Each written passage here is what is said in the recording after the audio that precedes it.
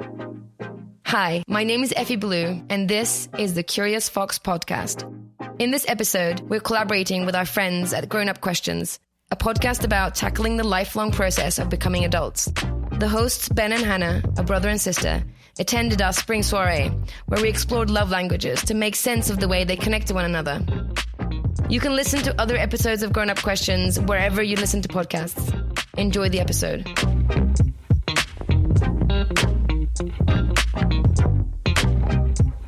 So, Ben. Hannah. Ben. Stop it. I'm Ben Green. I'm Hannah Green. We're brother and sister, and we're trying to grow up. On today's episode, Hannah and I redesign our sibling/roomie relationship with the help of relationship coach Effy Blue and the philosophy of relationship by design. and we attend Curious Fox's love language spring soiree. From my womb to my tomb, I guess I'll always be a child. We have been discussing a lot on this podcast of ours about how to grow up kind of independently of each other. You know, like how can we come of age? You, Ben, over there coming of age, and me, Hannah, over here coming of age. True. I was thinking that maybe this episode we could talk about how we could grow up inside of our own relationship, like how we can have a really adult sibling relationship. It's true. As a sibling podcast, we should be representative of good sibling relationships everywhere. What do you think is a way in which we are currently pretty grown up as siblings? The thing about our grown-up relationship as siblings that's the strongest is that, and this might be because we live together, we resolve our conflicts in a way that I really like. When we see that there's a conflict between us and when we have some kind of fight about it, after the first interaction, which is usually pretty short, we go to our separate corners, cool off, and then come back together and have a really measured, vulnerable conversation where it's like, for me, it feels like this is what's happening. How does it feel like for you? You know, we ask each other that question and then we hear out what each other is saying, and then we acknowledge what the other person has felt and say, okay, I'm going to be more mindful of that. So I think we do that pretty quickly after we notice that a conflict is out in the open, which I like. Yeah, I think that our conflict resolution is definitely adult, and I'm proud of us. Yay, us. Yes. End of episode. Yeah, we're good. We're solid on the conflict resolution management area of our relationship. What do you think is the most grown-up part of our relationship? I think that the way we handle finances is really grown up. You know, you handle certain utilities, I handle others. There's no problem with that. You pay me back as soon as I need it. We, split things down the middle very easily. Or sometimes we do nice things for each other, or sometimes we don't keep track, and that's okay. I just feel like we have a very fluid, fair, but not overly demanding financial sharing relationship. Yeah, thanks to Venmo, we have never had to knock on each other's doors and say, where's that $20? Yeah, like, please pay me, dude. Like, that just sucks. And I feel like we don't ever do that, which is nice. Also, we get to track our life events based on our Venmo interactions. I know, it's so strange. What a strange piece of information to share with everyone you know if you want. I know. And people do joke that we sort of pass the same like $10 or so back and forth forever. But I do think that it is it's still very adult to feel like it's not an issue. There's no drama around it. It's just money. It's just numbers. And no one's like, hey, you can't touch my oat milk. Yeah. Like we're very sharing with oat milk and the like. Mm-hmm. I agree. What do you think is the least grown-up thing about our relationship? The state of the kitchen. Oh my God. You mean the kitchen that only I use? I know, but that's like if you don't even go to the park and you're like, there's that guy sitting on that park bench every day. And it's like, well, yeah, he's using the park. I don't know. I think every morning that you wake up, things should just look perfect. I think that they should look non-messy, but it's okay if they look a little bit lived in. Yeah, I don't believe in that. I think that things should always look just like a clean, like you just bought it. That's gross. That's Stepford wifey. Oh, it's just the key to sanity. Anyway, I feel like this is a difference of opinion and less of a grown-up issue. Yeah, I mean, this is just the friction of having any roommate, is that you're going to have different tolerances for cleanliness. That said, the counters are sticky. Excuse me, I use 409 in them at least twice a week. Yeah, but then they're streaky. Okay, but I don't know how to keep them from being streaky. You have to try harder. Okay, all right, moving on. What's one thing that you would say would be a way to increase the grown-upness of our relationship? Like, what's one area for improvement? Well, one thing that I wish was better is like, I feel like when I come home at the end of the day and I want to talk to you about my day, I want to talk to you about like, I had this thing happen at work today. I think it exhausts you. And I wish that I could figure out how at those sort of stressful times, I don't want to exhaust you. You know, I want to figure out a way for us to be together, but I also don't want to feel like I'm keeping myself all pent up and not able to like communicate that I had a rough day. Yeah. I mean, kind of the tough challenge for me there is I don't want you to feel like you can't communicate those things to me either. But you're right in the fact that at the end of my day, I've spent the whole day talking to people. And I do end up sort of finding the task of listening and responding to be very challenging at the end of the day, just since that's my whole day. So I think what you're experiencing is less about me wanting to avoid, hearing about your day and more just about being out of gas. I mean, yeah, you want to keep it really light at the end of the day. And I get that. You want to talk about like mounting your TV in your bedroom or like the new clock that you got for your wall or I don't know. Something or nothing at all. And for me, like I've kept it pretty light and pretty surface all day long. I've just been like sitting at my computer working away on stuff and like sending emails and editing videos. And at the end of the day, I'm looking to like open my mouth pretty much for the first time all day. So you and I are coming into the end of the day with a totally opposite experience. Yeah, just like really different experiences. You're literally coming at it from a place of like, let's talk about everything. And I'm coming at it from a place of like, let's stop talking about everything. Let's stop talking about everything. Exactly. So yeah, I mean, I think it would be great if one of the next sort of adult journeys in our relationship would be to figure out how we can both be there for each other in an adult, nurturing, compassionate way that doesn't exhaust either of us or isn't difficult for either of us. For us to have the most grown up experience. Yes, because optimization is the name of the game, is the name of the growing up game. Mm-hmm. And it's not just as a sibling thing, but it's like we're roommates too. I mean, we see each other at the end of the day every day, more or less, unless, one of us doesn't come home for some fun reason. Hey. Yeah, right. That's right. That was such an awkward response. You started it. You started it and then left me swimming in it. And it was just like, you should just swim in this and figure it out. Yeah, I was hoping that you would, swim, not sink. I sunk. Actually, I have a friend who is an expert on this very issue. She helps people design their relationships. And I think that actually she might have some good insight for us. Do you think I should talk to her? That sounds good. You should talk to her. I will. That sounds good. You should talk to her. I'll tell you what she has to say. That sounds good. You should talk to her. Oh my God. So, Miss Effy Blue, hello. Hello, Benjamin. How are you? Thank you for joining me. You are most welcome. Thanks for having me on your show. Well, thanks for sitting on my couch. So I've briefed you a little bit, but Hannah and I are trying to maintain the grown-upness of our relationship. Mm-hmm. And you seem to be the best person for us to talk to because of Relationship by Design. But maybe you could start off by telling us a little bit about what you do. Sure, absolutely.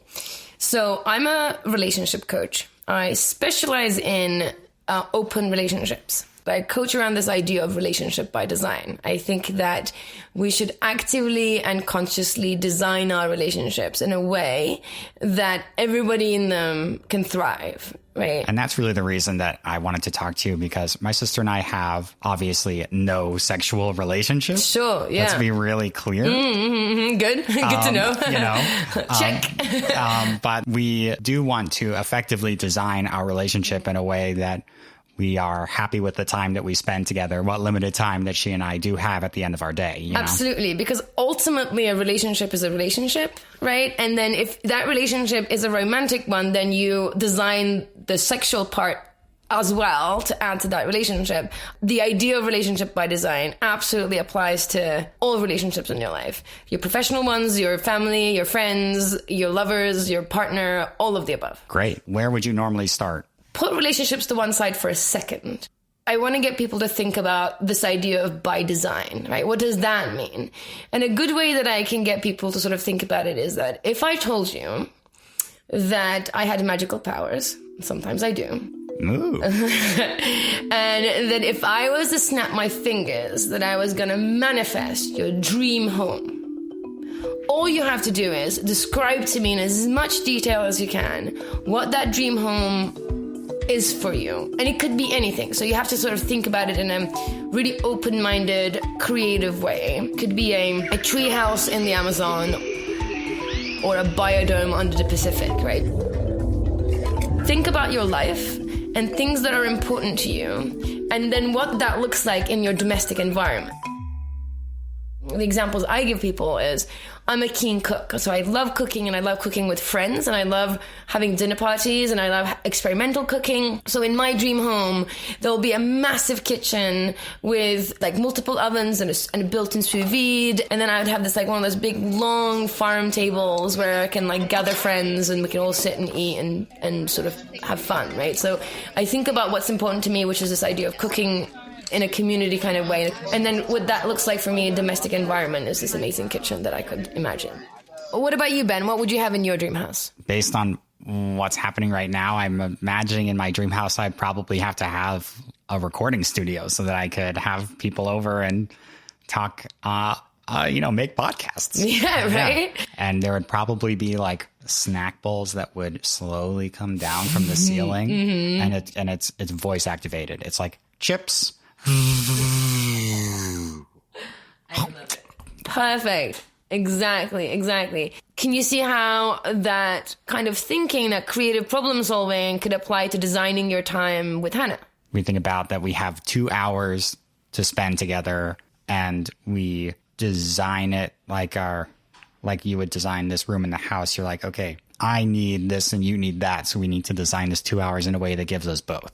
Absolutely. Well, what I want from my experience with Hannah in those few hours. Let's sort of start with when are those 2 hours? Okay, yeah. Well, there is occasionally a couple hours when Hannah and I can hang out after she and I both come home from work. Okay, great. So a school night.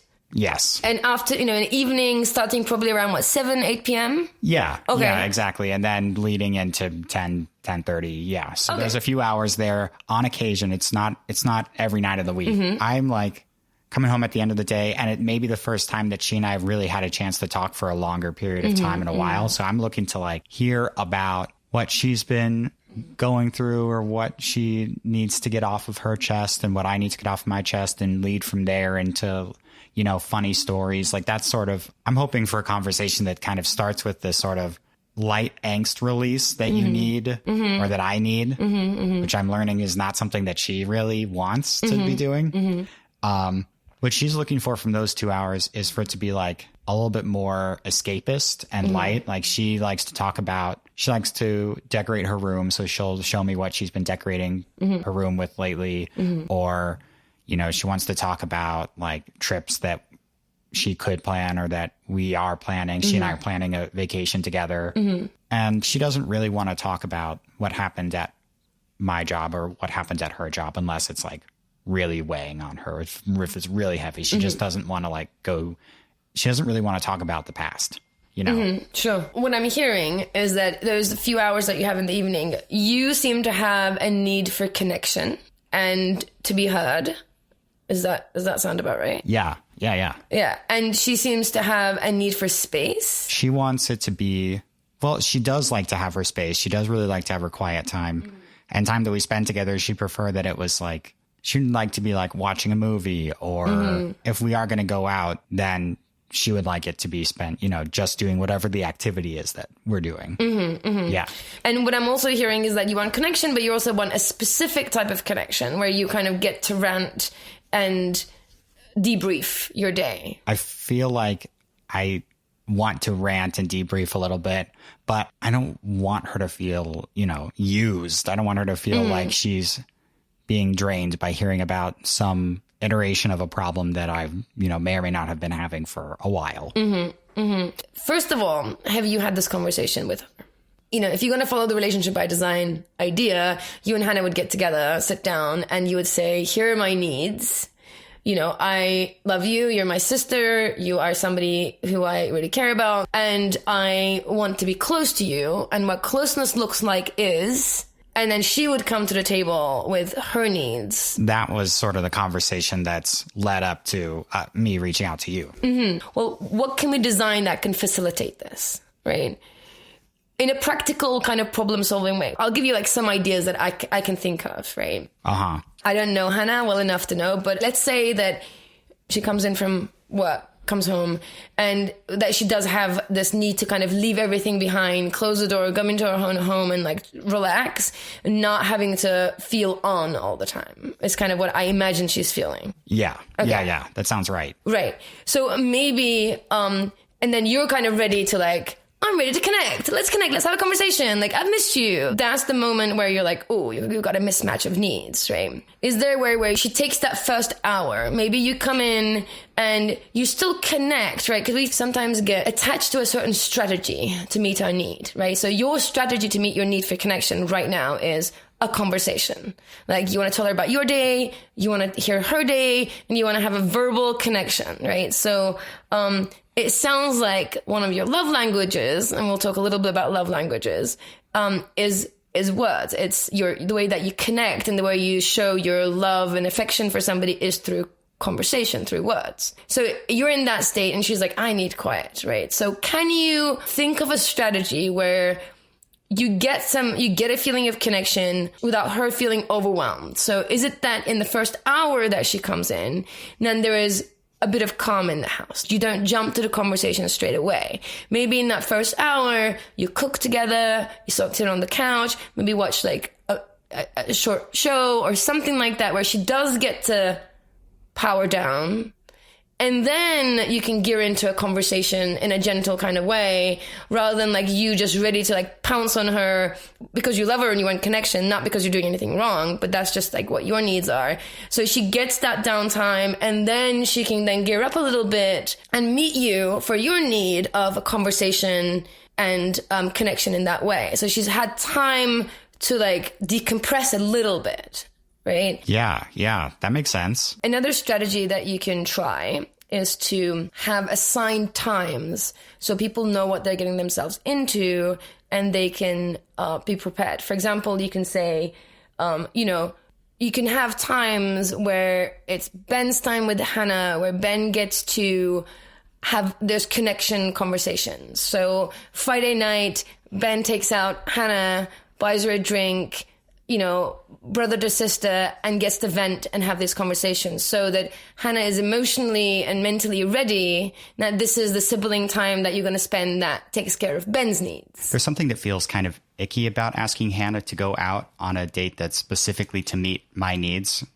Like preferably it would meet both of our needs. But I guess what you're saying is if I need to have that conversation with her, that connection time with her that's mostly going to meet my needs, then it would be better if it's on her terms. Right. And this is ultimately all about recognizing the needs of other people and how you need to show and receive love. Most of us have different strategies of what that looks like, right? And this is where this idea of love languages comes. Based on this book by Gary Chapman called 5 Love Languages, where he groups these strategies of showing and receiving love into 5 categories. Okay, 5 categories. Let's take them one at a time. So one of them is words of affirmation, right? That's when you tell the other person that you love them and why you love them, and you pick your words really well, and you're being really expressive verbally about how much you love the other person. So words of affirmation is one of them. Words of affirmation. Yeah, this is my mom through and through. Like, I know that every time she gets birthday cards for my sister and I, she cries. She just bursts into tears. And it's because just hearing specifically how we feel about her is how she knows that we love her. Acts of service is another one. So acts of service is essentially doing things for the other person. It could be something practical like taking the garbage out, or it could be something special like giving back rubs and foot rubs or like that kind of like cozy stuff, right? So that's acts of service. Yeah, and this is my dad. Like, my mom used to get pissed at him when we were kids because he would like help us by cleaning our rooms or putting our clothes away, and it's because that's just how he showed love. And Yeah, that's interesting. There's physical touch, right? So those are the people that love to cuddle, hold hands, play with the other person's hair, right? And it doesn't always have to be romantic or sexual. You know, I cuddle with my cousins all the time, you know, boy and girl cousins. You know, it's not a sexual, there's no sexual tension there. It's just that we have physical touch, and that's how we show and receive love. Like, we hang out on our couch and we kind of cuddle in a cuddle puddle. So we know that it releases like oxytocin and serotonin when you have like prolonged physical touch. And then there's a calming hormones, right? So physical touch is something. With gifts, I find that often gifts are misunderstood. People think that gifting means like elaborate, extravagant gifts that are like expensive and, you know, diamonds and flowers. It's not. Gifting is just a material representation of, I was thinking about you. You know, here's your favorite cold brew because I was going past like your favorite coffee shop and I got it for you. Yeah, your man Thomas loves gifts. Yes. For sure. The other day we were out to lunch and it was at a place I chose and I'm like, the hot sauce here is so good. And they actually sell it. And at the end of the meal, he's like, oh, we'll get one of those bottles of hot sauce to go. Exactly. Then you have quality time, spending time with the other person, where you really sort of intentionally are being together and spending time together and connecting during that time. Connecting. Okay, so maybe that one is mine. It sounds like. Yeah. So, I mean, the thing with quality time is quality is subjective. Again, with these things, this is why, imagine them as like broad categories. And then you kind of have to drill down to like, what does that look like? You know what I mean? So, for example, if you have quality time for Hannah might be sitting together on the couch and watching a show. Right? Maybe that is the quality that she's looking for. Like, she's there with you, it's two of you, you're doing something together, which seems like a passive activity, but for her, that is uninterrupted brother time, where she doesn't have to be on, where she doesn't have to perform. She can just relax and be in the company of somebody who she feels she loves and accepts her, you know, in her pajamas and I don't even know her, but like her top bun, whatever, with no makeup, and she gets to like chill with somebody that won't judge her, will just love and accept her, and has been in her life since the beginning of time, and gets to watch a show that she enjoys, and then you sit and giggle together. Right? Maybe that is the quality time that she's looking for.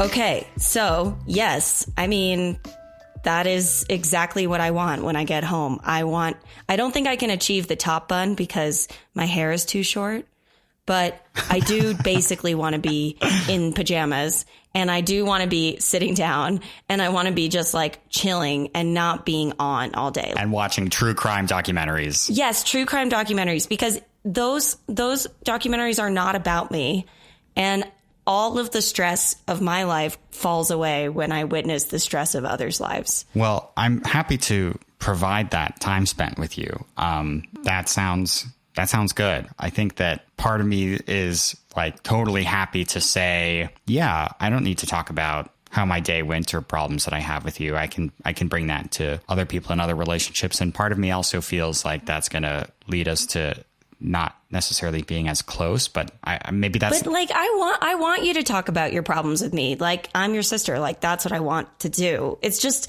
a challenge physically, psychologically, physiologically, for me to like come home from work and go straight back into leaned in, listening, receiving, on mode.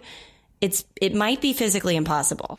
Well, I think on top of that, you know, for me, that is nourishing. And for you, that is draining. Even when you're talking about your stuff, like that is for me doing something for you in a way that's nourishing to me. Like that feels like quality of time spent to me. But I think that for you, it feels a little bit more like an act of service. Yeah, I know. That just makes me feel like a bad sister. And I'm like so icky about that. Like, I don't want it to seem like an act of service for me to listen to you. That feels like bad.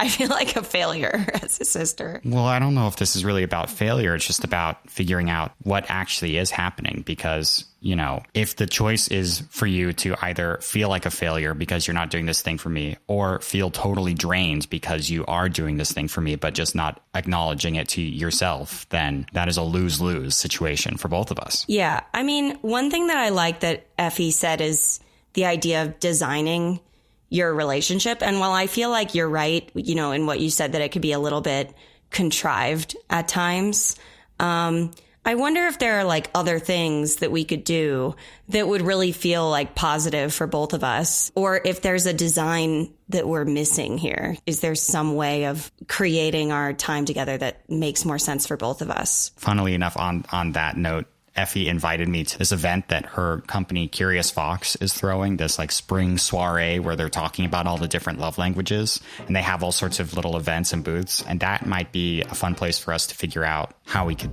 spend our quality time together. Ooh, yes. Do you want to go? Yes. Okay, it's this Thursday. Ooh. Okay, yes. I will figure that out. I know, short notice, but it's going to be fun. Yeah, cool. All right, let's do it. I'll see you there.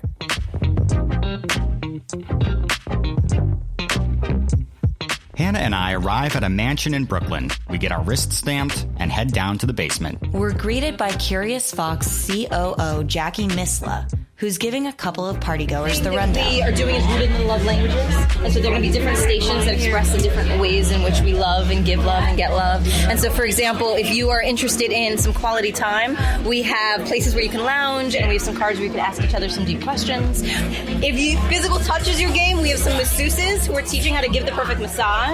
And then if acts of service is how you like to get or receive love, we have a barista who is teaching you how to make the perfect cup of coffee, followed by a bartender who's going to teach you how to make the perfect cocktail, followed by someone who's going to teach you how to make the perfect cup of hot chocolate. If words of affirmation is your game, we have a word wall where you can post some things, and we also have some poets who are going to come. You're going to give them some keywords, and they're going to write you a poem that you can gift. Beyond the exit door, there is the outdoor area where there is the bar and some snacks. I'm gonna go get a drink. I'm gonna go talk to people. Cool. Peace. Not hard at all. So fill it up all the way once. There you go. Pour it in there. Beautiful. At the Acts of Service station, a couple of master mixologists are whipping up the perfect margarita with a crowd of spectators. So now we can flip it over. Yeah.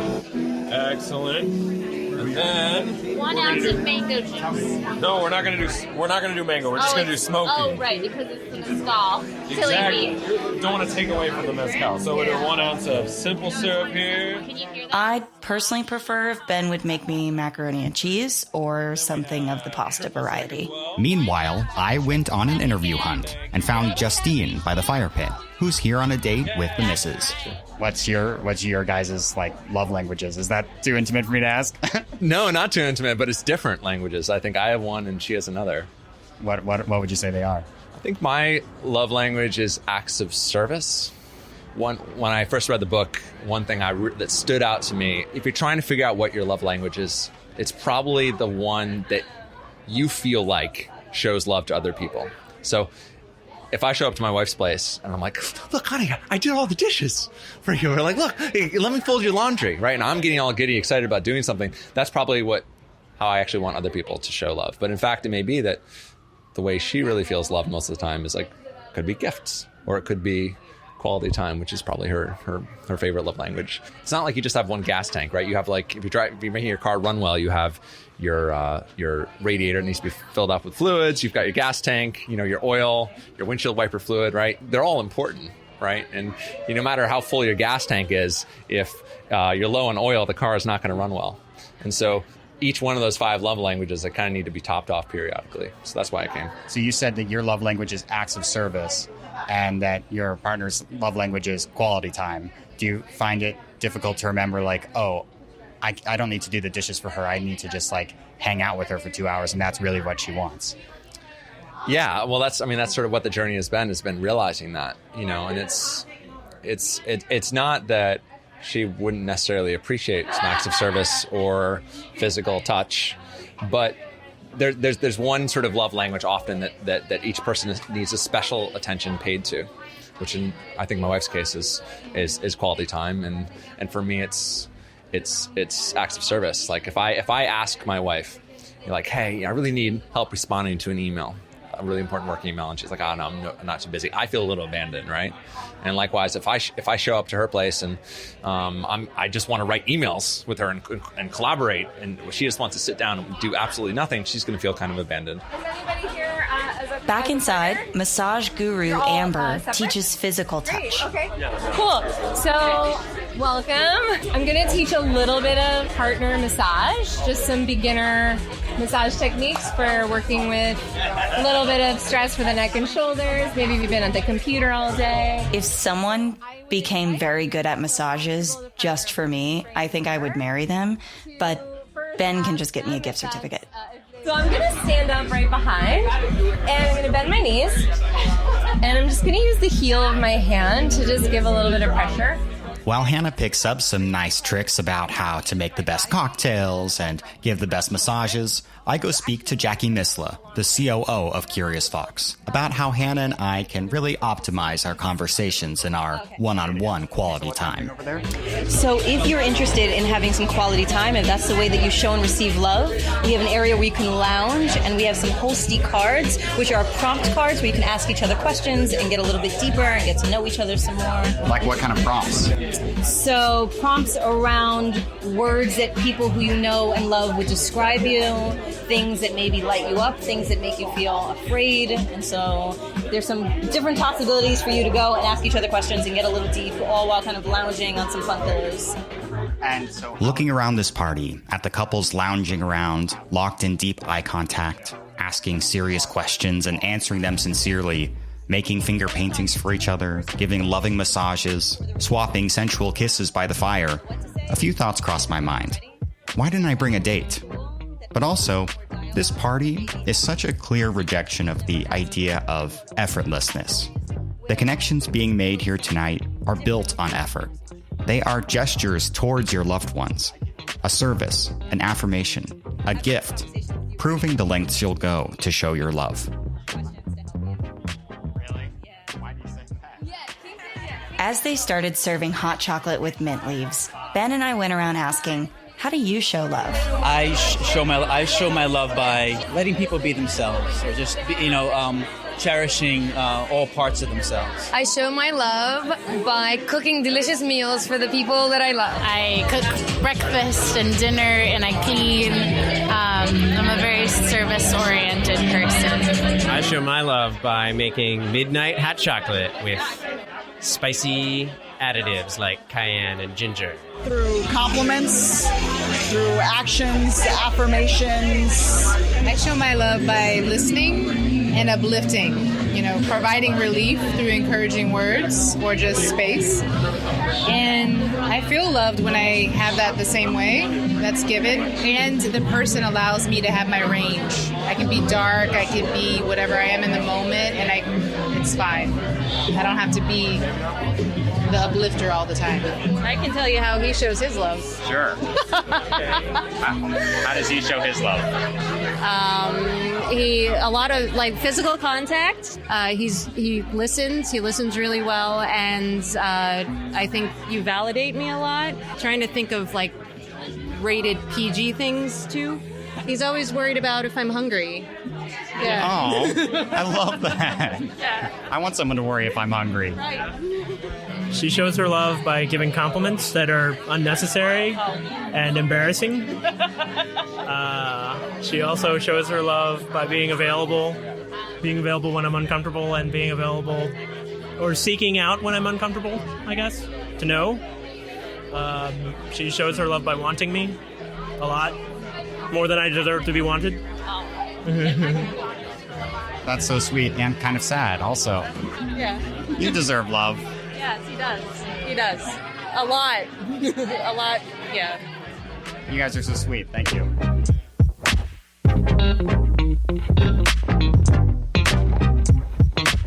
Okay, we came, we saw, we experienced love languages. What are your biggest takeaways? I think the biggest thing that I'm going to take away is that you definitely want to chiffonade the mint before you put it in the mint chocolate, and you're better off using some kind of mint oil, honestly. The full mint Yeah. leaves, Yeah. it doesn't pair well. Yeah, for sure. I agree. That's definitely significant to our relationship. So good call. Thank you. Yeah, but the sea salt Yep. Mhm. was choice. What else did you take away? Okay, well, fine.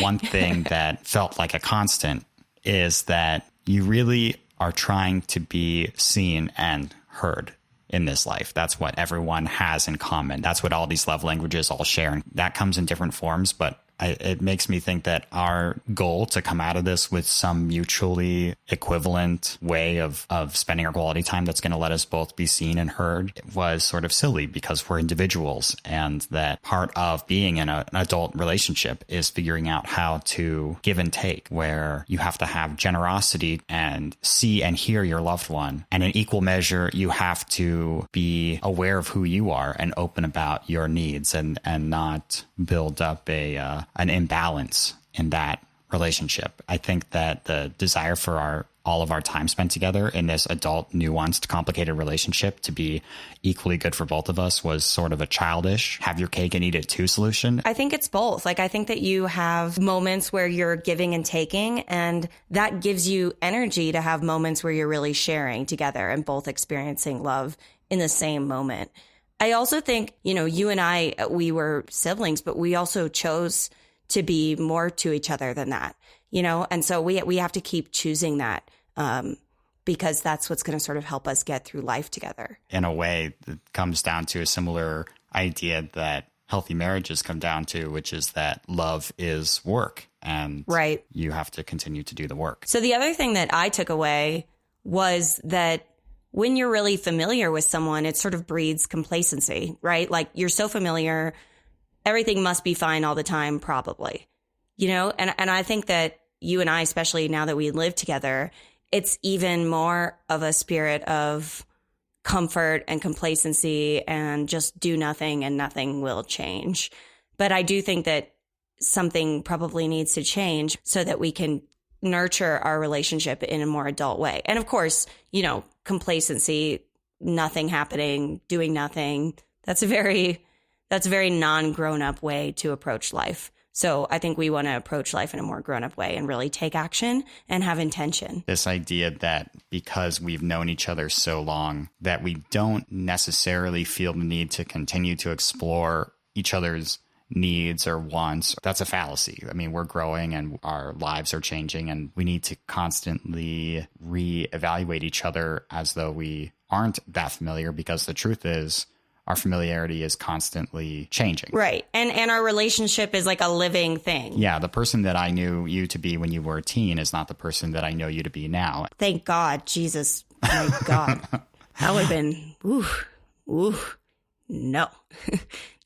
One of the things at the spring soiree was this question series. There were a bunch of cue cards where you could ask questions of one another. I mean, outside of the context of this show, you and I don't necessarily ask some of these key questions to understand who the other one is. And I think that it could be fun and meaningful for us to take a moment to do that. Do you want to take a moment to do that? I do.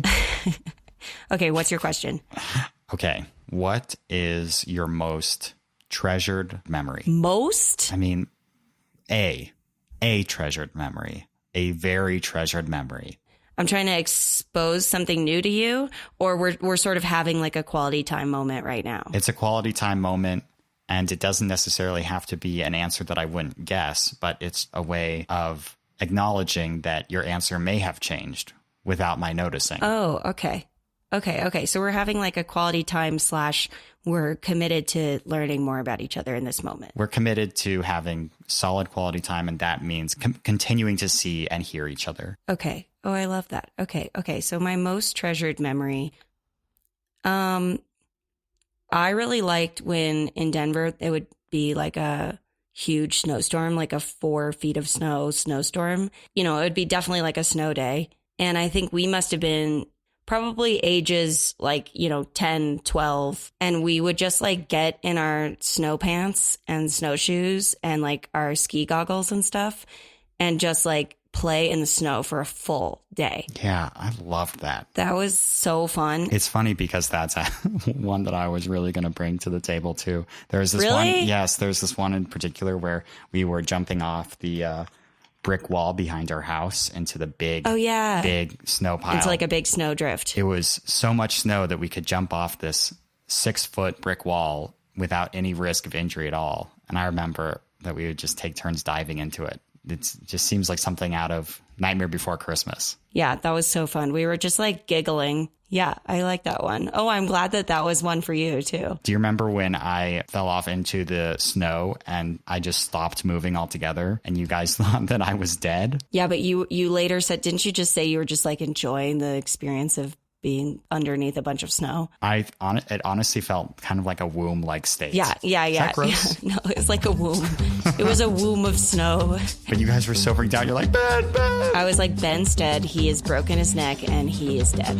Well, I feel just like a child.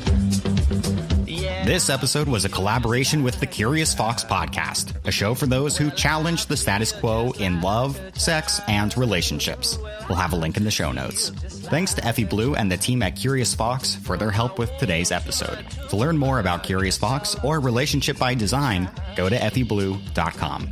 On the next episode of Grown Up Questions, we celebrate Hannah Green's 29th birthday with the help of author, activist, ageism expert, and TED Talker Ashton Applewhite. If you have any questions, feedback, or story pitches, go to grownupquestions.com/contact and send us a message. If you'd like today's show, tell a friend. We'll be in your feed in 2 weeks.